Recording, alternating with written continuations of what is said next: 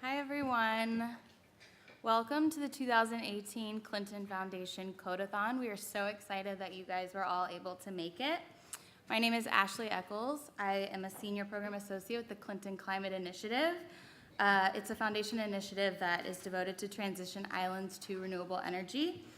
This year, we're excited to host the 5th annual Codeathon with CGI University, the Clinton Foundation's higher education initiative that supports students who are turning their ideas into action. And this is the first year we're co-hosting with CGI's Action Network for Post-Disaster Recovery, which is a membership community that convenes quarterly to address pressing needs for disaster recovery and promotes long-term rebuilding in the Caribbean. CCI and CGI have created a prompt this year which asks our coders to create a digital prototype to help affected community members with the immediate response and recovery efforts following natural disasters and to find long-term resiliency solutions. So our students have been really hard at work for the past 36 hours, brainstorming ideas, developing their concepts, and perfecting their presentations. Each team is going to have an opportunity to present for 5 minutes, followed by 3-minute Q&A from our expert panel of judges here.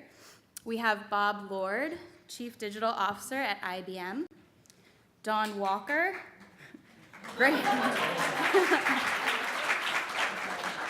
Dawn Walker is the Director of Rain Ready Community, Christopher Wheat is the Chief of Policy for the Mayor of Chicago, Christine Schindler, a CGIU Honor Roll alum and President of Girls Engineering Change. And unfortunately, we are in the Windy City, but there were some complications, and Chelsea Clinton is currently on her way from the airport and will hopefully make it by closing remarks. But this Codeathon is all about being resilient and resiliency. So we are so thankful to have the Vice President of the Clinton Foundation, Mara Pauly, here with us to step in for.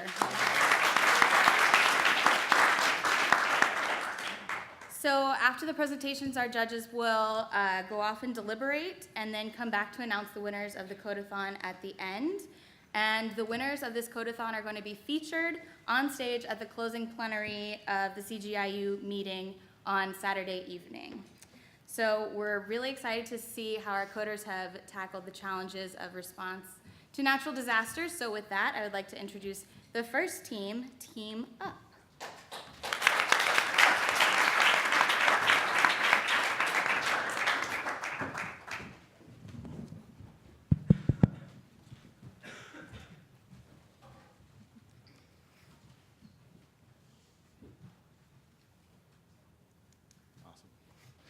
This is Anna. She is a maid from Yabucoa. It's backbreaking work, but she reminds herself every day of the 2 major reasons she keeps putting up with this. They are Miguel and Ariella, the 2 most beautiful children in the world. All that changed last year. Hurricane Maria hit Puerto Rico on September 16th, 2017, and all of a sudden, there was no more office for Anna to clean. It crumbled and washed away. She was lucky, though. She was able to escape with both of her children. She found a temporary shelter 20 miles away. And believe me, she is thankful that all 3 of them are still alive. But it's been 4 months already, and there are no signs of returning to normalcy. She wants to be back on her own 2 feet. She wants to be self-sufficient. She wants a job. But in this new city, she has no idea where those jobs are. And even if she did, she might not be qualified. All she's ever done is clean. Anna is not the only one whose life has been struck by this disaster. Sam is a clinician. He's had a clinic for years, but now he doesn't have anybody who can work at this clinic. He doesn't have anyone who can serve others, who can give to others in this time of need. We're Team Up. I'm Hannah. I'm John. David. Anya. And we're here to explain to you how we can bring together not just Anna and Sam to find a good employment match, but find anybody who needs a job and anybody who needs a purpose. So this is a structure that we've created for our program. Team Up will reach out to Catherine, who's a local native in Puerto Rico and previously a professor. Catherine has agreed to train different locals across various avenues with different skills. Eleanor is a recent college graduate who has been trained by Catherine to play two roles. Primarily, she would act as a point person between Anna and Sam. She will input data into our program about Anna and Sam, which will connect them through an algorithm to get a job. Additionally, she also connects Anna to various training programs. Our training programs are unique in that they also offer a childcare facility. Anna can exchange hours she spends training for hours she works at the facility. This is a peek into our application, which will be used by both Eleanor and a user who's able to use it to input their information like their name, occupation, skills, etc. Some of the features that we have for the application also include a childcare schedule where they can input the hours they would be willing to work, and they can also keep track of their training programs, which are completed and which are still in completion. And this is how it works in the real world.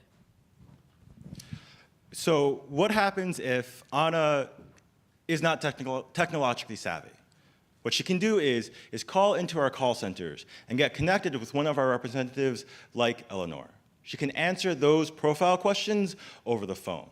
Eleanor can enter that into our database using our matching algorithm, find a suitable local job for her. And before Anna even hangs up, she can get her work schedule, her training schedule, and her childcare schedule. This is what Sam needs to do. So Sam's a little bit luckier. Sam has a phone. Sam can read and write, and he can put information directly into this application about his own name, the skills that he might need for jobs, and the jobs that he's looking for to employ people for. Let's take a look at what happens when we actually put Anna and Sam into the same place, when Sam employs Anna. We want to make sure that it's effective, that these people are actually getting jobs and executing in jobs in a way that's meaningful and successful. These are the questions that we can address in that way. Now, we want to explain to you as well some of the technical aspects so that you really understand how this comes to completion. There are several parts to this. The first is a MongoDB database where the information of each client will be stored, whether this be Anna's information, Sam's, or the trainer's. Next, we will use the stable marriage algorithm to match trainer to trainee, employer to trainee, to employee, mostly based on schedules. Lastly, we have a logging hours. We need to make sure that Anna logs her hours correctly. We do this by cross-checking the info that Sam gives us and that Anna gives us. And if the hours match, we put them into the database that is safely secured via blockchain. Anna and Sam are not the only ones whose employment has been affected by a natural disaster. After Hurricane Maria in Puerto Rico, 42% of the jobs were lost. Furthermore, 14% of the population left the island in search of financial and mental security. Of the people who stayed, 51% are worried they won't be able to find a job. So how do we make sure that our solution is successful? Here are some of the key performance indicators that we have put in place, and we'll use validated learning to continuously learn and transform our system to better provide solutions for the people. Thank you so much for listening to us, to listen to see how we can team up to make people find jobs and find purpose. Thank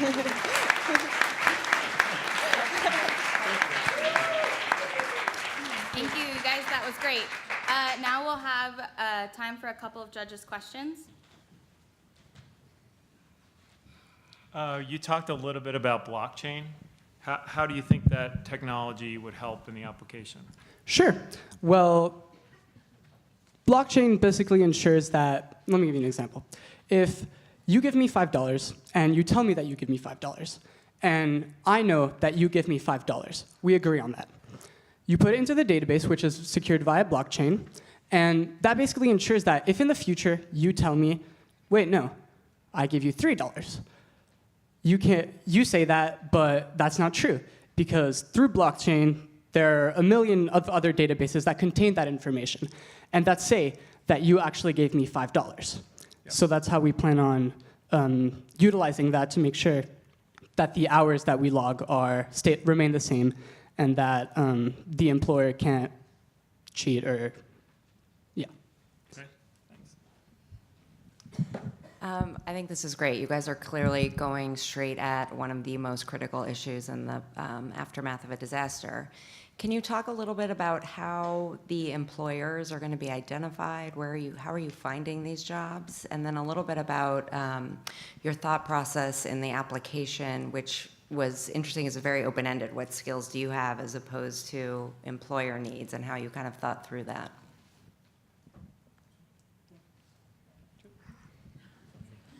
So I can talk a little bit about the first question and how employers are found.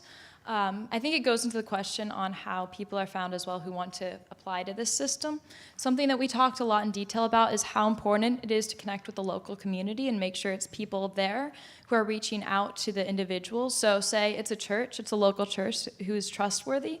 So you go and you train somebody, like we have Catherine, who came in and trained Eleanor. We have Catherine also reach out. So Catherine's reaching out to local church leaders, who's talking to the community, who's making announcements to the community to find these employers who need other workers, who need this help. You're going into the zones that have the most disaster, who have the most people who have been dislocated as well. And in terms of the skills that are needed directly, these are definitely questions that we want to hash out more completely. In terms of the questions that we'd go through specifically, definitely a lot of research-based and working in beta programs and beta testing programs. That's why we were explaining the Anna and Sam situation originally. Starting on a small scale basis, finding the questions that you need to answer first, and going through a lot of trials and figuring out what the right questions are to match with the correct skills.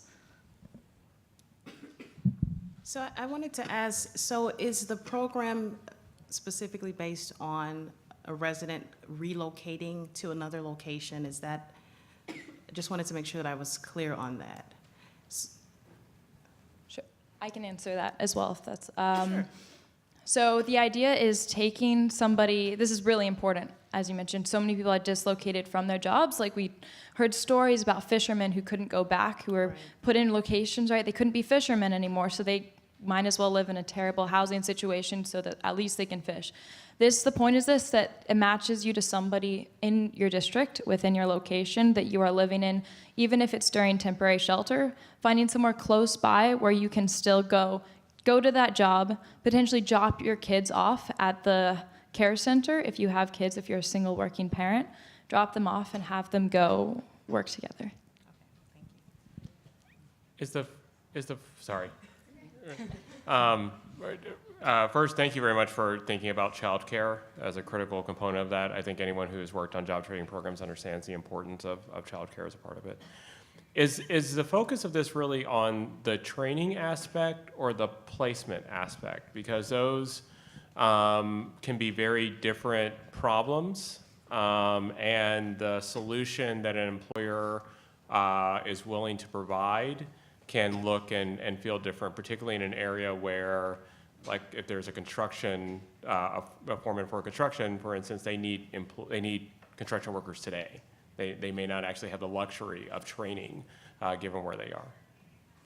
So in our case, you could see that at least 51% of people are worried that they're not gonna get a job. So some of these people, like Anna, in our case, you realize that she doesn't have the necessary skills to do anything apart from just cleaning the office that she was cleaning before the event occurred. So we realized that there are people who have some skills, so those people will directly get matched to jobs. But there are people who the only thing they can do is cleaning, and there's no more cleaning job because some of the houses have been swept away or during flooding or something. So we are trying to just not let these people just stay at home because they don't have skills. We are trying to get them some skill sets, some jobs that they can do while they're training for the program. Yeah. If I may add on a little bit to that, some of the jobs that are really important don't necessarily need training, and a lot of the locals that are already there are already somewhat qualified. And we make sure that our algorithm prefers jobs that are of high importance. And we also make sure that people who already have those skill sets and are able to go to work like that are matched there first. Moreover, our algorithm we believe our algorithm to be efficient. And so if, say, Anna starts calling Eleanor on the phone, and Eleanor enters the data, our algorithm is fast enough such that she can find a job right away for Anna. That way, we minimize the amount of time that Anna needs a job, and we minimize the amount of time that Sam looks for employees. Thank you. Great. Sorry to be this person. Thank you so much. That's all we have. And next up, we'd like to welcome Team 2, Subfix.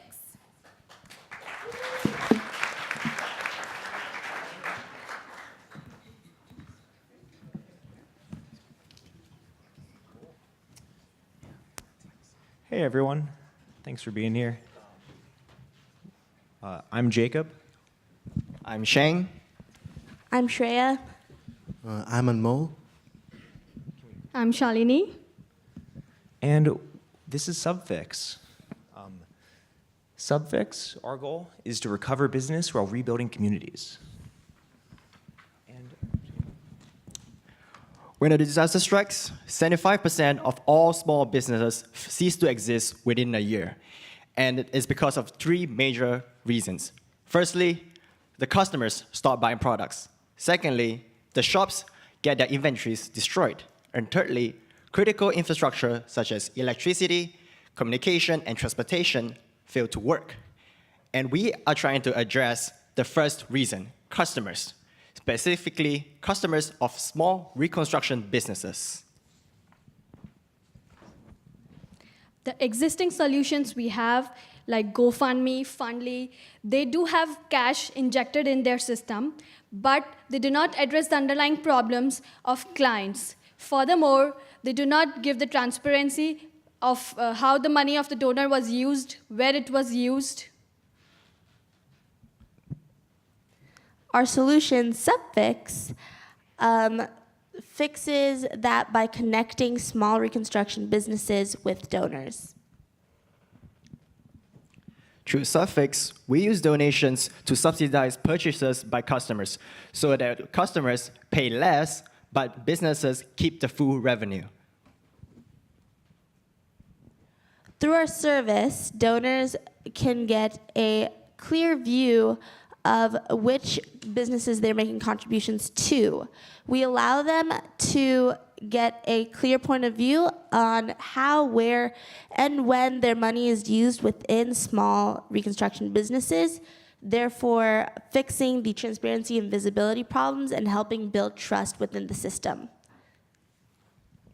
So let's understand their operations. So basically, you being a donor, if you donate $100 through the service which we are building, and at the same time, if there is a customer who's actually has a reconstruction project which needs to be done, that customer just needs to invest 80% of the money, and through our system, we'll match up the remaining 20% through the donations which are coming in, and ensure that the actual business is not compromising on anything. And at the same time, the donors get an audit trail of basically where their money is being used and how it is being used. And most importantly, the money stays within, the influx of the money stays within these communities, making sure that they flourish in short term as well as long term. So as an example here, let's take Hurricane Florence. Let's say you've got Alice, and Alice's home has just gotten flooded. And she had home insurance, it doesn't matter. She can't pay for this. Home insurance doesn't cover it. The cost of reconstructing this, it's too high. There's tariffs on it, driving up everything 40%. She can't pay for this, despite there is a local carpentry business. There's Jimmy. He has employees. They have the skills that could solve this, but she can't pay for them, and they can't lower their prices anymore. Because they lower them anymore, they're going to have to cut people out of that business. They're not going to be able to stay in business. And there are donations happening. There are donation efforts happening around the world. Money is coming in through sources to larger organizations, but they're not going into strengthening this community. If anything, they're going into making it so that it's outsourced labor. It's not helping connect Jimmy with Alice here. But if you bring in Subfix and you say, these donors, we're going to match a portion of whatever Alice is paying here. Then Alice pays 80%, 70%, whatever percent this is, and then the rest of that, that's matched by these donors. And on each of these transactions, that's when that occurs, that's when they get audited, that's where they see where this is going. Then Jimmy, He gets to keep being in business. He gets to keep having his employees maintain this community. That money goes between Alice and back to Jimmy, back between his employees. That community keeps that money circulating. That money comes from the same source it would have had otherwise from these donors. The overhead on that is tiny. Jimmy keeps his work, he keeps his business, he keeps his employees, the community keeps this money, and Alice, she gets her home fixed. Subfix. Thank you for your attention. Great job. Now I think we have time for a couple of questions from the judges. I really liked the way that you addressed some of the other solutions that are in the market right now and how your solution is different and solves a problem that they have. I would love if you could expand a little bit on how you would provide that transparency on both ends and how you envision that kind of playing out, whether it's a website or what you would want to do from a technical perspective. So basically, we didn't show the technical architecture to keep it simple, but it can be done in multiple ways. So a normal way to go is through like any traditional application by just having, in real time, you can show the donors actually where their money is being used. The other way is obviously by going through an enterprise level blockchain solution where you can have a real-time events triggered from the ledger to show where those investments are where those donations are being used from a donor's point of view, as well as from the customer's point of view, like when they're getting their restructured project started, or like, and every time, like all these events can be triggered immediately. So I guess that helps.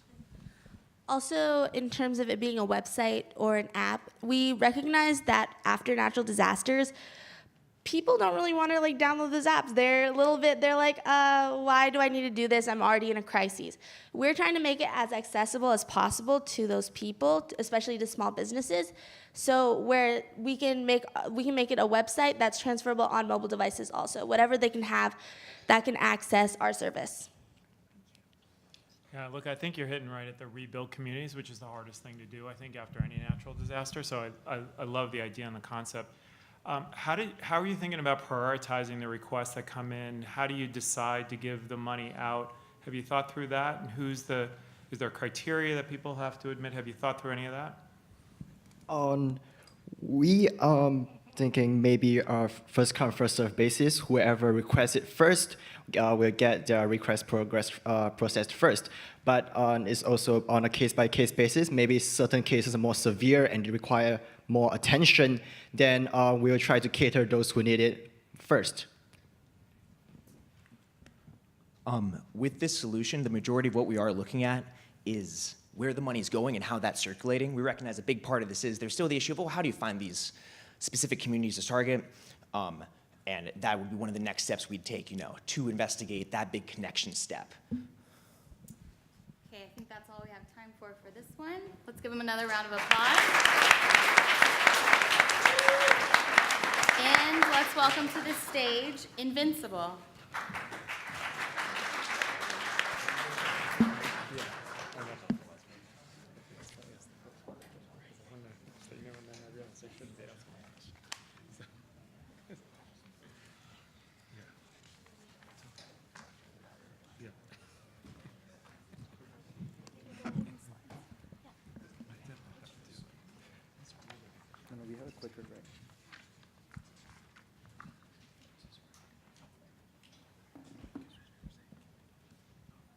If a natural disaster were to strike my university tomorrow, I would be wildly unprepared.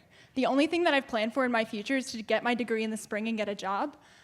My family lives in another state. I wouldn't know where to go to evacuate, and I don't have any of my belongings insured because they're the first things I've ever really owned.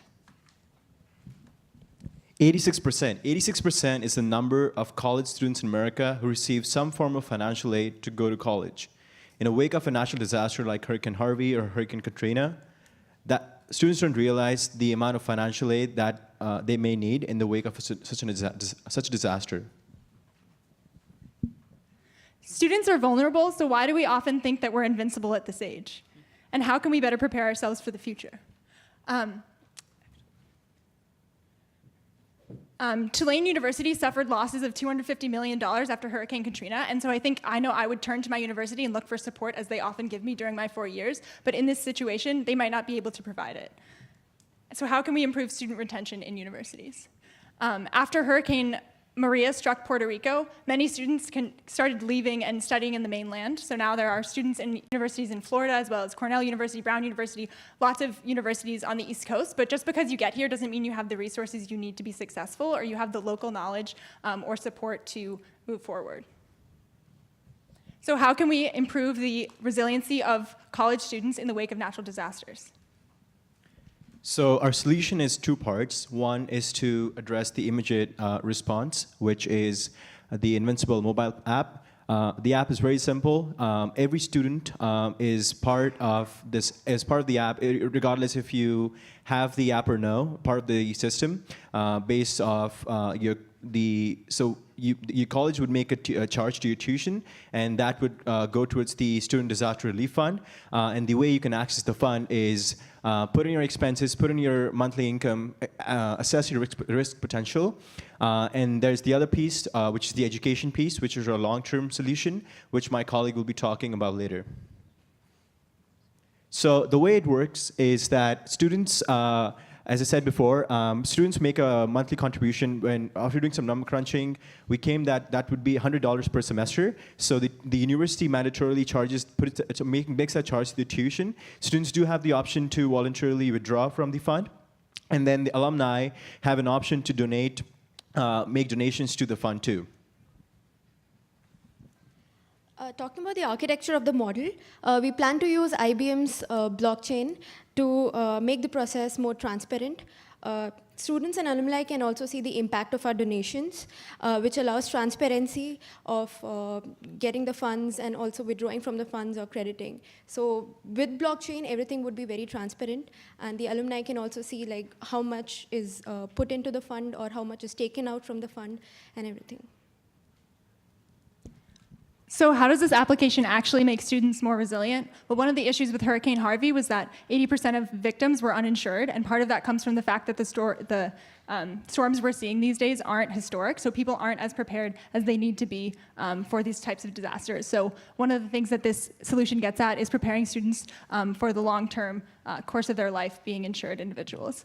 It also mitigates the derailing effects of something like this on your education, something you weren't planned for in your 4 years that could really affect your ability to keep moving forward.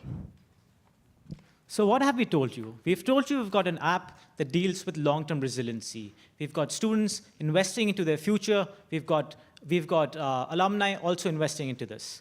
It sounds good in theory, but do we have the numbers to back it up? Do we have the financial sustainability? And we think we do.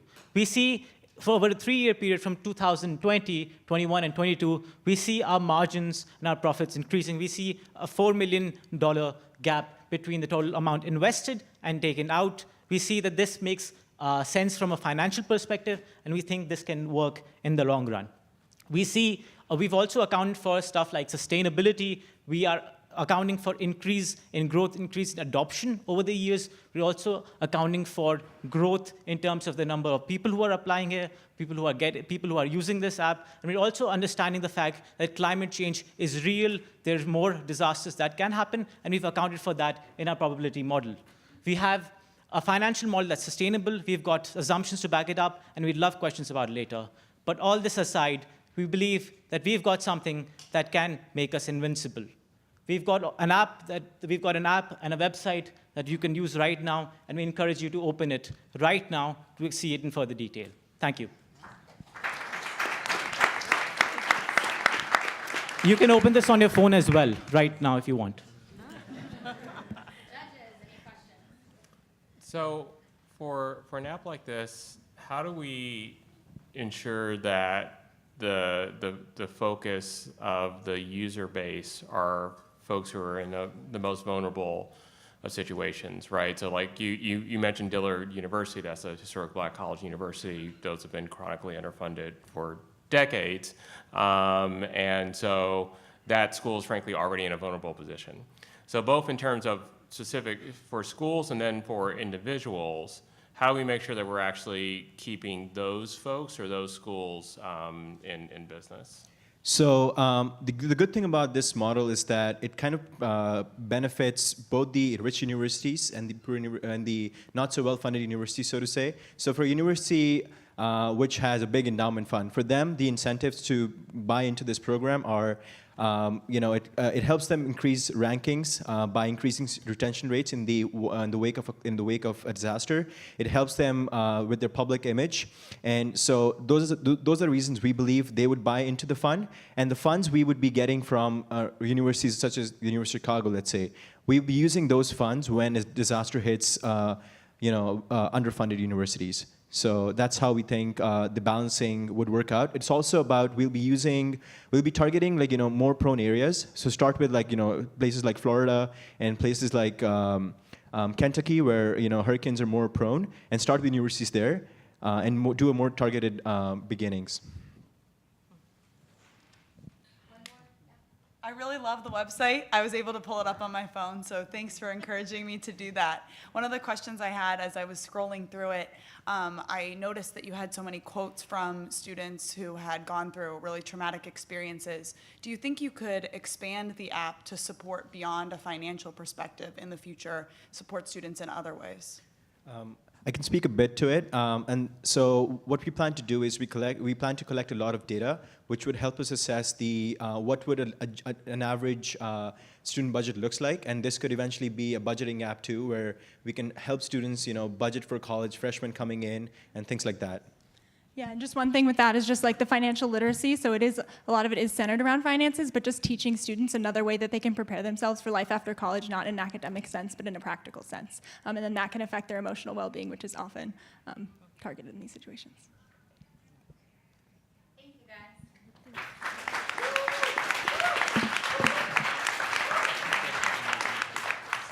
And next up, let's welcome Project Godmother.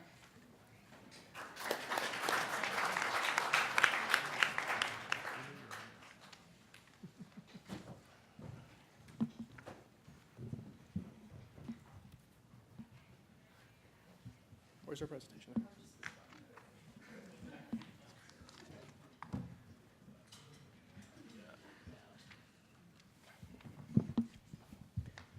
Good afternoon. My name is Jonah, and I'm here with Brett, Dylan, Lily, and Cynthia.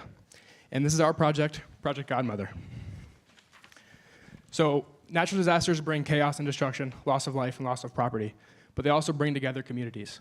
Volunteer responders work long hours, and resources are shared when they're available. So essentially, there are communities in need, and there are communities that are willing to help, but there's no platform that connects these resources. So Project Godmother focuses on when your house is lost and it's no longer livable. You rely on Project Godmother and the community supporting it. So Project Godmother mitigates the chaos by connecting volunteer hosts to the newly homeless. So why Godmother? On my birthday in 2000, this woman jumps into my mom's hospital room. She has a baseball mitt on. She is my godmother, and she's waiting to catch baby Jonah. So she understands that should anything happen to my parents, God forbid, that she will take care of me. In our sense here, our hosts all have the godmother instinct, right? They're vetted, trained, willing, and able to help you with your mental health as well as give you a home in the case that should something happen to your house. So let's meet Kim. She's a single mother living in Tennessee with her children. Her home was recently destroyed by a national disaster, a tornado. Now we're going to meet Marcos. Marcos is a member of Kim's community. He wants to help people affected by the recent national disasters, the tornadoes. He's able to offer a space in his home for people in need. So Marcus has what Kim needs, but they have no way to connect, to communicate with each other. Marcos discovered Project Godmother. He was able to become a host, offer stability within the chaos, and Kim was able to connect with Marcos to find a safe place to live. So this helped smooth the road for Kim's recovery. Afterwards, Kim's moved into her new rebuilt home. Marcos felt as if he made a huge difference in his community, and it improved the health of both parties. It's no surprise Marcos updates his Godmother account frequently. There are more national disasters than ever, and they're showing no signs of stopping. These natural disasters have a really clear human impact. In the wake of Hurricane Florence, more than 25,000 individuals were stuck in shelters, many of them lacking basic necessities. After Katrina, 275,000 individuals were in shelters, some for up to 14 weeks. And after the Mendocino fires in California, 6,700 homes were destroyed, with thousands more temporarily displaced. The people who are affected most by this displacement are those who can't afford to move elsewhere. In the aftermath of Katrina, only 16% of the temporary low-income housing that was promised was actually delivered on time. We can also see that there's a racial disparity in this as well, with 67% of those affected in Katrina were Black, and of the 28% living below the poverty line, 84% were Black. These are uniquely vulnerable populations whose needs aren't being served right now, and that's where Project Godmother can come in. However, the problems don't just stop at lacking a house. They also extend to mental health issues in the aftermath of the disaster as well.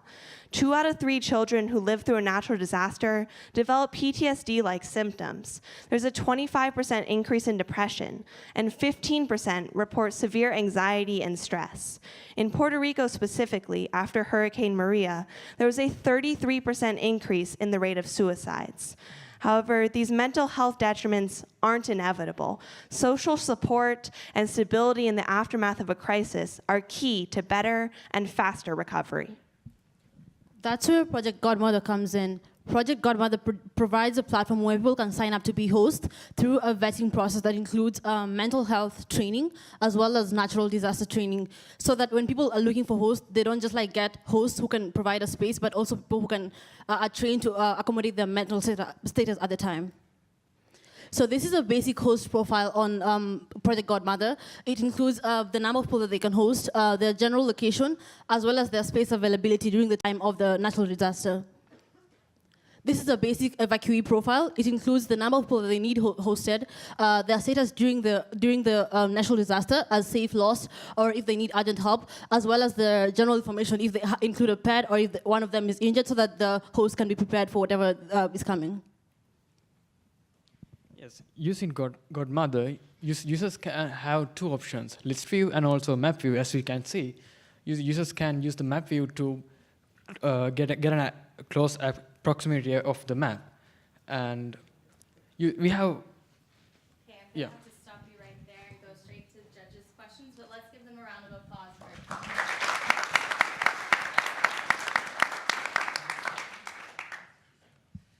So I just had a question. So I like the idea. I think it's a really great idea, especially involving the local community and kind of coming up with a solution.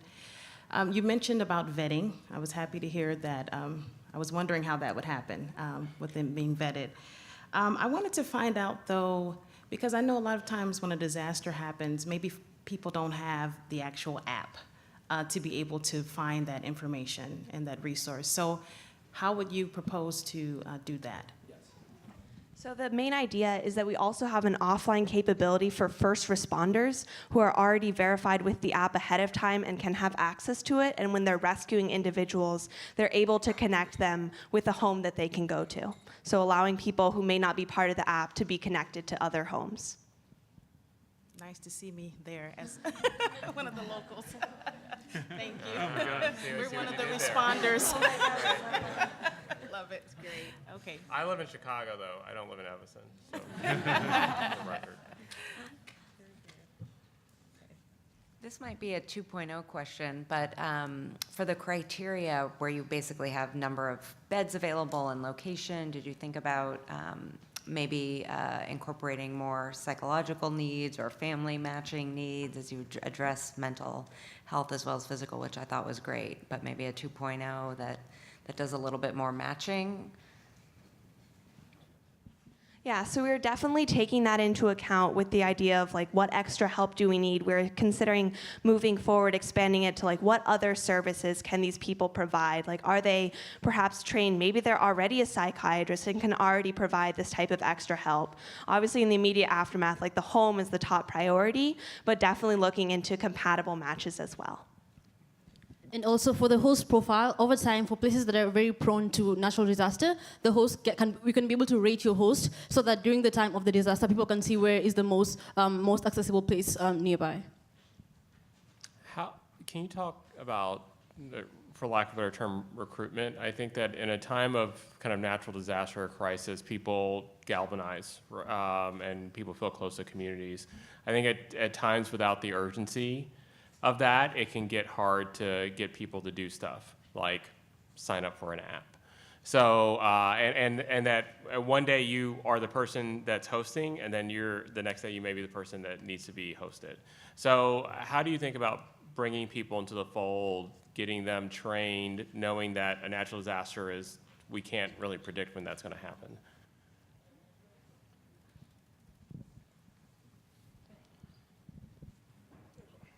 So we actually found a Facebook forum that is people immediately reaching out to people trying to host them that just weren't able to get connected. So that shows that people are actually wanting to do this right away. There isn't a platform in place that connects them. So that's where Project Godmother comes in.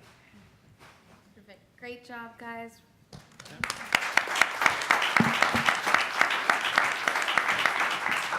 So next up we have Team Bow.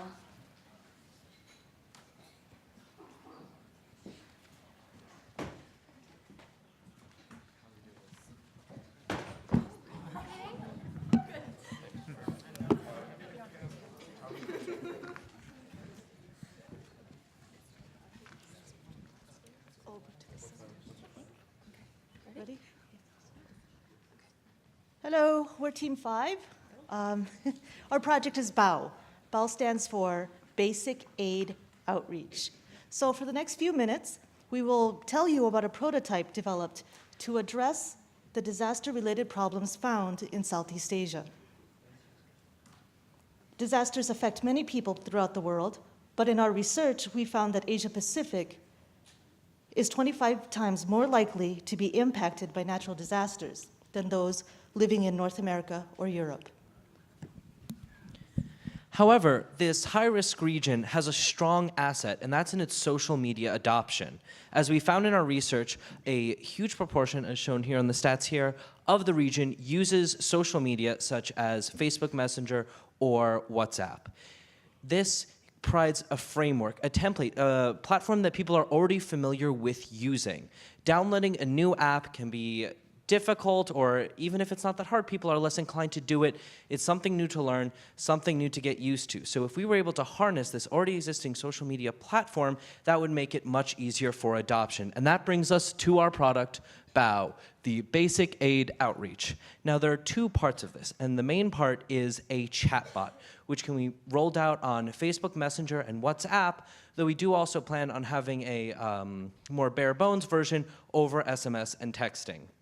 So the chatbot will be able to communicate with individuals, typically either victims or people ready to volunteer, to help connect them and provide resources that we will get into later.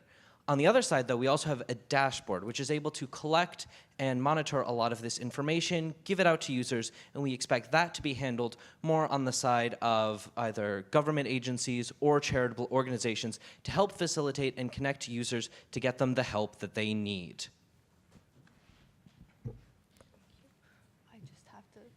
Video. Do one of you want to figure out the videos? So our bot BOW tries to leverage the location capabilities already in Messenger and Facebook and interacts with our victims throughout all phases of a natural disaster. In the first phase, for example, in the first phase, preparedness, we're able to identify individuals potentially at risk and bring educational tools to their doorstep. Next, in terms of the response phase, by using the location services provided already through these mediums, we are able to help identify what resources a victim may need on the ground, and also identify which resources are the closest to them and where they can find them. Finally, BOW also touches on a part of the recovery phase that is often overlooked, mental health, by automatically checking in a couple weeks after a disaster to both validate a victim's potential thoughts and how they're feeling, and also provide resources and identify local religious and/or mental health services nearby. In addition, we try to help create this opportunity so that people can also interact with other community members in the region. All right. So on the, I can start it. It's fine. Thanks. So on the other side of victims, we want to position those affected by disasters not just as recipients of aid, but as people that can contribute to response efforts. So BOW does that through providing technological connections between able-bodied volunteers and response initiatives. So the first ones here are what Alice touched on, which is emotional support. So we really wanted to create connections within the community of people who want to talk to someone and a community member who has the capacity to listen. And so BOW does that through providing training materials on coping with disasters and disaster psychology, as well as connecting people based on their gender, age, and language, so information that Facebook Messenger has. In addition to that, we wanted to provide a function to coordinate search and rescue initiatives. Search and rescue is much more effective from a local than a foreign actor perspective, and so BOW would provide the framework to coordinate that on. Great, so you might be wondering, where do these bots get this information? That's where this agency dashboard comes in. So BOW is providing an interface for individuals, governments, and NGOs to access the same platform where they can monitor inventory about different supplies like food and water, the distribution of those supplies, as well as other activities that are taking place over time. There's also features such as issue tracking where individuals can report what's going on and how to mark them as complete or in progress. Specifically with search and rescue, as Sam mentioned, a lot of times there can be duplication of efforts. So this allows somebody who's using the messenger bot, there's already a location enabled feature within that. It'll appear here so that this person, for instance, has a broken leg. They can identify that this person is in need of help, and agencies can mark them as already receiving help or still in need. And this helps us maximize operational efficiency across very many actors in the same place. Okay, so we plan on making the existence of a chatbot known to our target audience. So we plan on using Facebook ads because it's a platform that they already use. We also want to scale this on a global level to different regions of the world. So we also plan on using different platforms other than Facebook, Messenger, and WhatsApp. And we plan on using these because they already have chatbot integration in place. Thank you.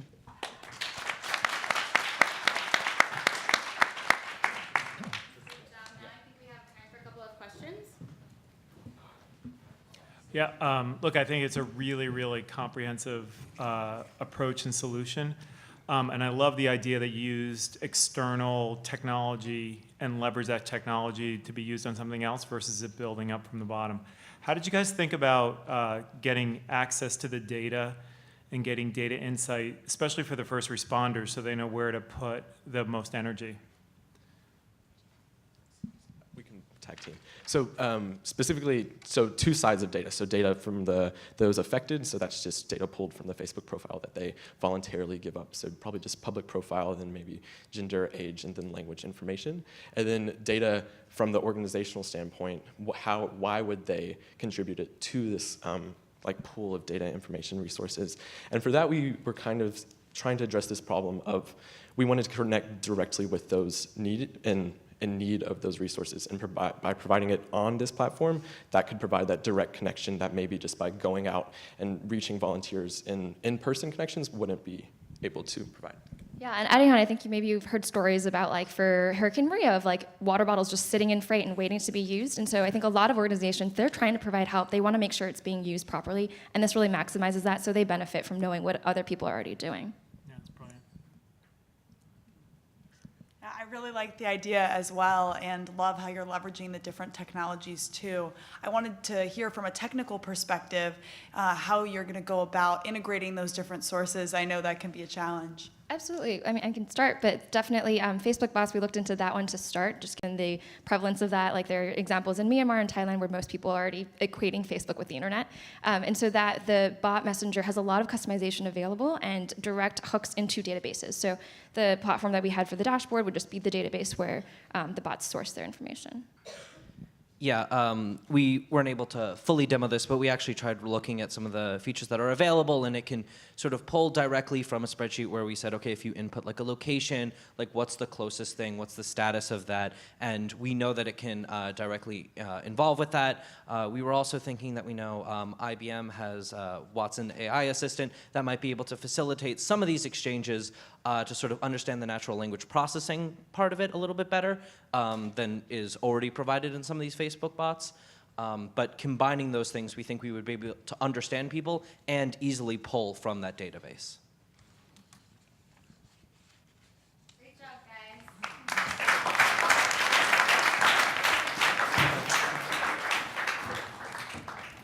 So last, we'd like to welcome our last team, Team We Build.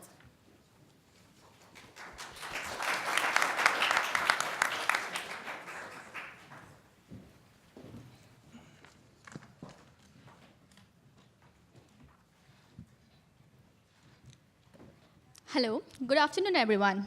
So our idea is We Build. It basically focuses on the mental health of the victims of natural disasters. It focuses on improving their mental health. So it's based on the two concepts, that is the support communities and group therapy system, by providing customized recovery plans for the victims. Every year, there are around 160 million victims worldwide. So, and the resources available for the support is very less. Say, for example, during the crisis in Puerto Rico, there were the phone lines were overwhelmed, and there was very minimal support available. So there is around one physician available for every 6,000 patients, which is very less in number. So the patients usually suffer from like high levels of anxiety, depression, and stress.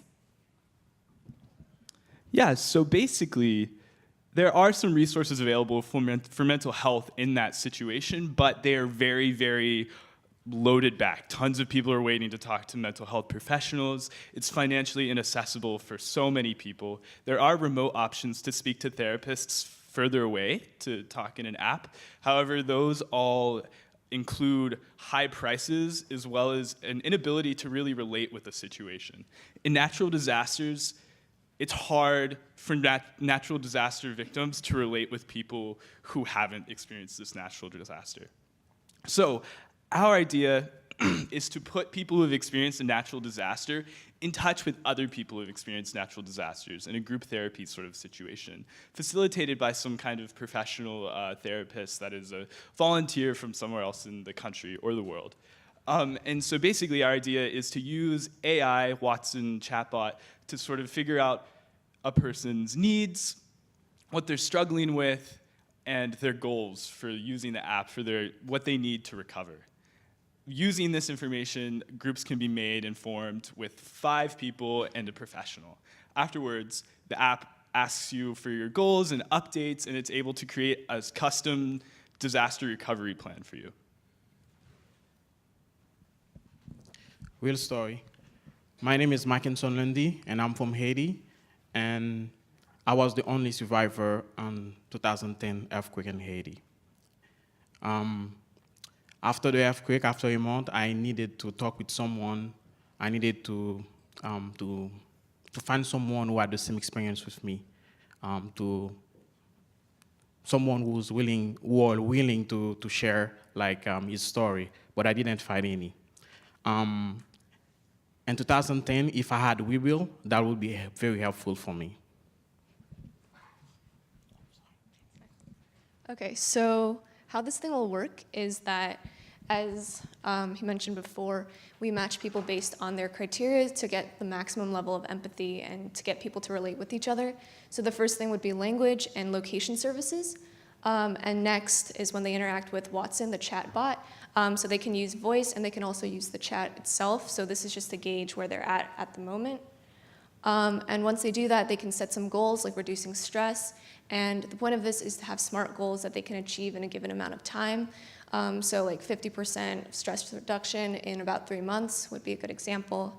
And after that, using those goals, they can pick a group.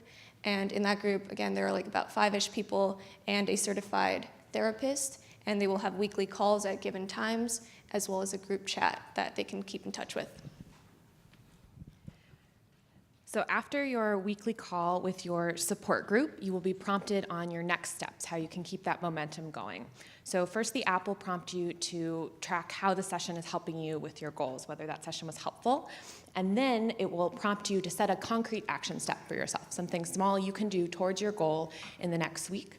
It'll provide a recommendation based on our data that we have, or you can enter your own. And then our technology will help remind you to take that action step before your next support session.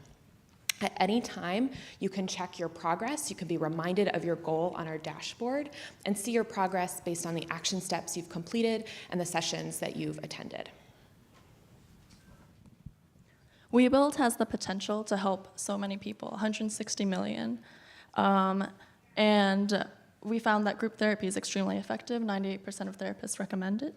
And our community building and recovery plan components are extremely helpful. People are 5 times happier and live 10 years longer with emotional support from communities.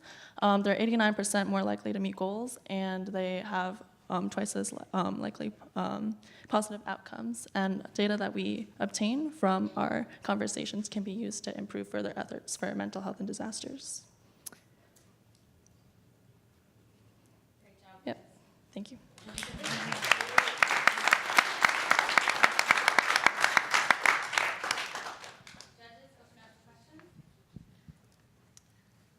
Well, first, thank you for sharing that incredible story. We can tell very clearly how this idea came to be and the clear need for it, so I think that's really amazing. I'm curious, did you guys think at all about an in-person component, so when you're matching people to try and make them geographically near each other, or is it by design people who are experiencing obviously similar but very different experiences and kind of the anonymity of it? I think we did consider like in-group physical support groups, but we haven't really like explored it in terms of the app. But they do have profiles, and they do have each other's phone numbers. So if they were to organize their own thing, that would totally be possible. I really appreciate how you outlined some of the other solutions that are out there and why yours is more holistic. Could you talk a little bit more about how you would get the word out about your product and share with others how it's better than these other products that are out there? Yeah, I think one thing we talked about was trying to partner with some NGOs. So these are organizations who might be first on the ground in the immediate response, and this app, our app, might be something you come to a little bit later as you're starting to process your mental health needs. So these organizations we would want to partner with, that they could promote it to folks who are already using their services to say that that might be a good thing for them to follow up with later. Can you talk a little bit about how local services from a continuity standpoint could be integrated, or have you thought about that? So yes, this may be the right first step for an individual or a family as they start their process, but how do they connect with more on the ground services, either therapists or other mental health services that may be actually in person? Yeah, so we definitely discussed that, and part of the functionality of the app is giving you further recommendations as to what you would do next in your process. And depending on the things you're saying to the app, depending on what your issues are, it could recommend, it almost always puts you into a group chat setting, but it also can recommend local providers or other, like I talked before, there are apps that provide individual one-on-one counseling, but sometimes that's not ideal for the most empathetic experience in counseling. So we definitely plan to integrate other options of therapy into its recommendations.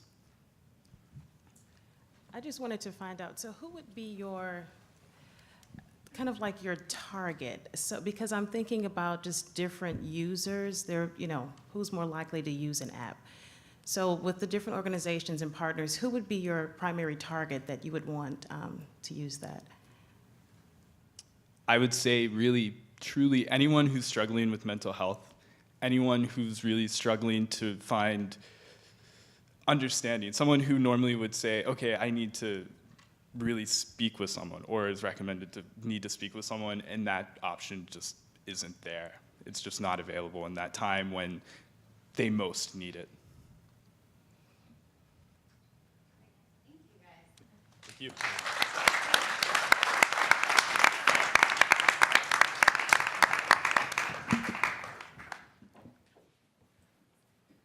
So thank you again for all of those wonderful presentations. I don't envy the judges at all right now. So the judges are now going to deliberate, and then we'll come back in about 15 minutes to announce the winner. Hello, everyone. I'm so terribly sorry that I missed all of your presentations, but the last two. One, because I am so thankful that you choose to come and spend additional time with us to be part of the Codeathon. And second, because this is always one of my most kind of favored and treasured parts of CGIU. So selfishly, I'm just quite disappointed that I was stuck in traffic and not here with all of you. I have a lot of people I want to thank, but first, I really want to thank our CGIU team and our Codeathon team and everyone from the foundation who worked so hard to make today possible. I also want to thank Bob, Christine, Chris, and Dawn for being our indomitable judges, and Mara for stepping into the breach at the last moment. And most of all, I really just want to thank all of you for participating and showing us kind of how much can really be catalyzed and imagined and created in such a still relatively short period of time. It's really remarkable. We did not meet our deadlines. I know all of you kind of met your deadlines, but we were kind of so caught up in discussing your terrific work, and we couldn't really make decisions. So while I know we were supposed to kind of center on one winner and one runner-up, we centered on one winner and two runners-up because we just couldn't decide.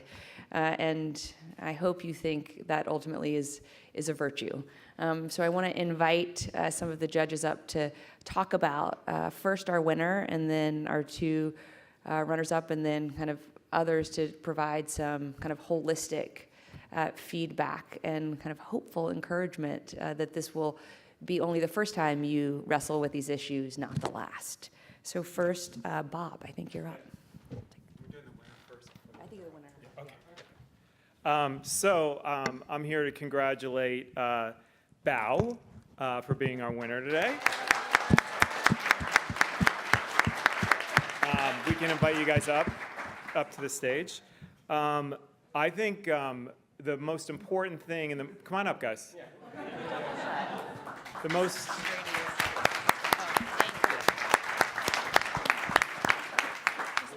As we deliberated as judges, I think one of the most important things that you all exhibited was figuring out how to take an idea and scale it through technology and leveraging existing technology that's out there today. I think as a community, being able to benefit, whether it's in Southeast Asia or whether it's anywhere else in the world, your application is scalable for wherever it may be needed. And I think your insight into go where the community already is, leverage the technology they're on, and figure out how to use that data in a way to not only inform the victims, but also to inform the first responders, which we know as a community that the first responders are often confused in the first 48 hours, not because they don't know what to do, but because they don't know where to go. And we're never going to stop these natural disasters from happening around the world, but if we can give first responders better information, like you're proposing with Bao, they can actually make better decisions, and therefore they can actually save lives because they're making better decisions. And I think you even brought up the water problem that was there on the airport runway and not getting to the victims. So thank you guys very much. Very, very insightful about your application, and it's the primary reason why you guys won. Thank you.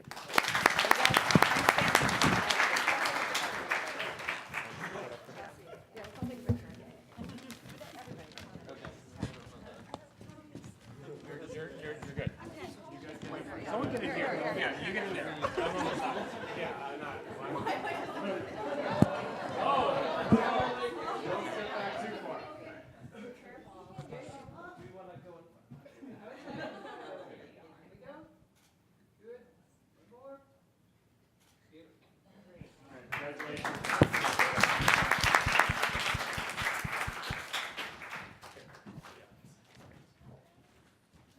So I have the honor of helping with the rule breaking and naming the first of our two runners-ups. So the first runner-up today that we were so impressed by is Godmother. Come on up.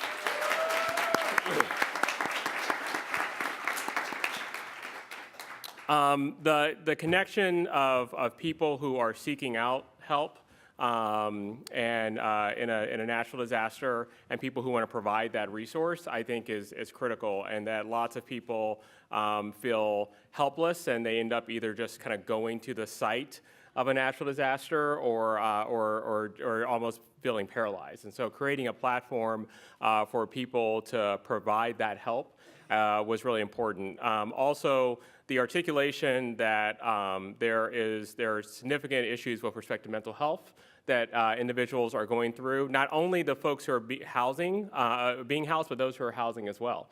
And so providing that training and that information, I think, is really important, and it happens either through Facebook groups or Google Docs today, and so creating a standard platform is really important. I think one thing as you think about the idea is how do you bring people into the fold early on, because natural disasters are unpredictable, and so how do you, for an economic term, how do you create the supply as much as possible so that when the demand hits, that folks are there. But we were really impressed by the elegance of the platform that you're able to create and the speed at which you're able to do it, and really, making it real and come alive for us as judges. So congratulations. Yeah.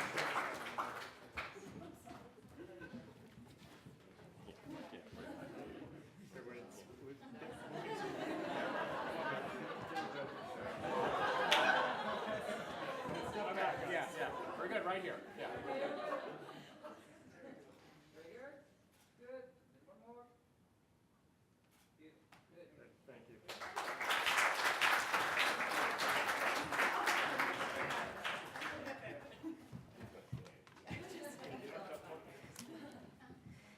And last but certainly not least, our choice for the runner-up was Subfix. Congratulations. So the reason why we went with Subfix was basically we felt that the presentation was wonderful, first starting off, but we liked the idea that your program addressed the issue of transparency. We thought that was very important.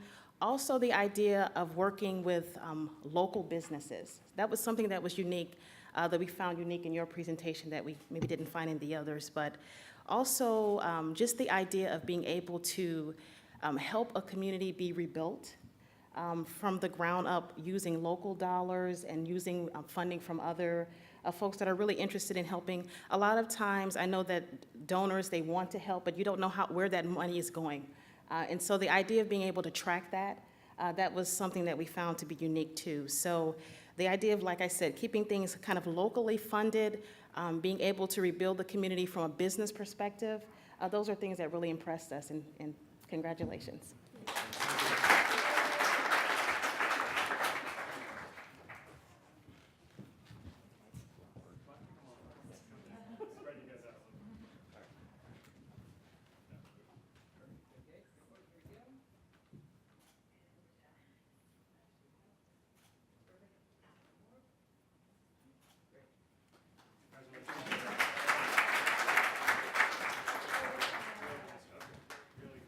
I just wanted to say congratulations to all of you. As a recent CGIU alum, I have been on the flip side where you all are sitting many, many more times. Actually, this is my first time ever judging something like this, and I've been in so many codeathons, and I know how difficult this past 48 hours has been, and the highs and lows and emotional stress that you've probably gone through in creating this. And I wanted to tell you that I was blown away. The solutions that you thought of and the technical capabilities that you put into those were truly incredible, so I want to give you all a round of applause. And also to encourage you to remember that these solutions that you're coming up with are things that you can continue to work on. And I hope you remember that a lot of these codeathons, even CGIU codeathons, have developed these ideas into full organizations. So I hope you continue to work on the ideas you've come up with over the past 48 hours. I hope you continue to take the friendships you've built here and also the ideas that have been thrown out to be able to continue making a really big impact, because I'm truly inspired by all that you've accomplished so quickly, and I can't wait to see what it could turn into in the future. Thank you.